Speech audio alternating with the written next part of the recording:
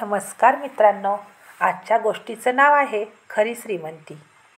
एका गावामध्ये दोघं बहीण भाऊ राहत होते. थोड्या अंतरावरच दोघांचीही घरे होती. बहिणीला 4 मुले होती. नवरा गेलेला होता आणि भावाला 2 छोटी छोटी मुलं होती.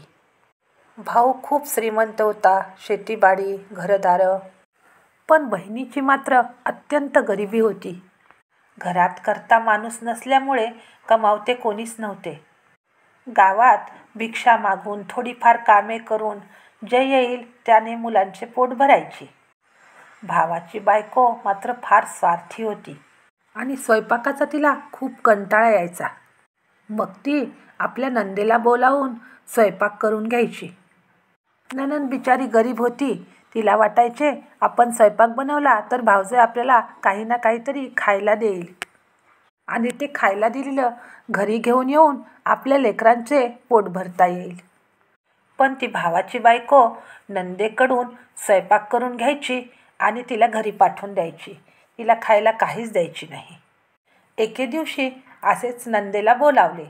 नणंद गेली, स्वयंपाक केला आणि भावजय म्हणाली, झाकून ठेवा आणि तुम्ही तुमच्या घरी जा. नणंद बिचारी खाली मान घालून घरी आली. घरी मुलं पळत आली, आई मामीने काय दिलं, आई मामीने काय दिलं, आम्हाला खायला दे ना. मुलांना तिने सांगितलं काही नाही दिलं, पण तिच्या डोळे मात्र डबडबून आले होते. असे 2-3 वेळेला घडले. भावजय स्वयंपाक करून घ्यायची आणि तिला काहीच द्यायची नाही आणि घरी आलं की लेकरांनी नाचायचं की मामीने काय दिलं, मामीने काय दिलं आणि प्रत्येक वेळी ती सांगायची की काही नाही दिलं. एके दिवशी असेच भावाकडे स्वयंपाक करून घरी येत होती. घरी येता येता तिला रस्त्यात एक विचार आला की दरवेळी असंच होतंय आणि मुलं उपाशी झोपतात. मग आपण एक युक्ती करावी. मग तिने काय केलं, एक नागाचं वारूळ दिसलं. मग त्या वारुळामध्ये हात घातला. म्हणजे तिला वाटलं साप चावून आपण मरून जावं. त्या वारुळामध्ये हात घातल्यानंतर तिला एक मेलेला साप हाताला लागला. तिने तो ओढून बाहेर काढला. तो मेलेला होता. मग तिच्या मनात विचार आला, आता हा साप घेऊन घरी जावं, उकडून सगळ्यांना खाऊ घालून आपण सगळेजण मरून जावं, नाहीतरी आपण उपासमारीने मरतच आहोत. मग तिने तो साप साडीच्या पदरामध्ये बांधला आणि घरी घेऊन आली. मुलं पळत आली, आई मामीने काय दिलं, आई मामीने काय दिलं. दिलाय म्हणली खाऊ तुम्हाला. थोडं थांबा, मी शिजून देते. आणि तिने चूल पेटवली. त्याच्यामध्ये भांड्यामध्ये पाणी ठेवलं आणि सापाचे तुकडे करून त्या भांड्यामध्ये शिजायला ठेवले. झाकण ठेवलं वरती. मुलं सारखी चक्रा मारत होती. मुलांना भूक लागली होती. आई झालं का, आई झालं का. ती दुःखी मनाने खांबाला टेकून बसली होती. डोळ्यातून सतत अश्रू वाहत होते. बराच वेळ झाला. मुले म्हणली, आई शिजला असेल ना, बघ ना, आम्हाला भूक लागली आहे. मग देवाला तिची खूप दया आली आणि देवाने तो साप सोन्याचा केला.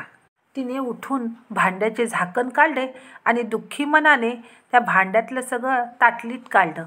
तेव्हा पाहिले तर काय, तो साप सोन्याचा झालेला होता. तिला खूप आनंद झाला. ते सोन्याचा तुकडा घेऊन बाजारात जाऊन त्याचे पैसे घेऊन ती हळूहळू प्रगती करू लागली. तिने घर घेतलं, शेतीबाडी घेतली, दागदागिने घेतले आणि सुखात आनंदात राहू लागली. इकडे तिच्या भावाला आणि भावाच्या बायकोला वाटले, हिचे इतके कस काय चांगले झाले, ही पैसे कुठून आणते. मग राखी पौर्णिमेचा सण आला. राखी पौर्णिमेच्या दिवशी भावजय तिच्या घरी आली आणि तिला कुंकू लावून आमंत्रण दिलं. तुम्ही सगळेजण आमच्याकडे आवर्जून जेवायला यायचं बरं का, नाही म्हणायचं नाही. मी 5 पक्वान्न जेवायला करणार आहे, आज राखी पौर्णिमा आहे, असे म्हणून आग्रहाचे आमंत्रण भावजय देऊन गेली. राखी पौर्णिमेच्या दिवशी ती बहीण सकाळीच उठली, आवरलं, मुलांचं आवरलं आणि सगळेजण जेवायला भावाच्या घरी गेले. तर काय, भाऊ दारातच उभा होता, हात जोडून ये ये करत होता. भावजई स्वागतासाठी सज्ज होती.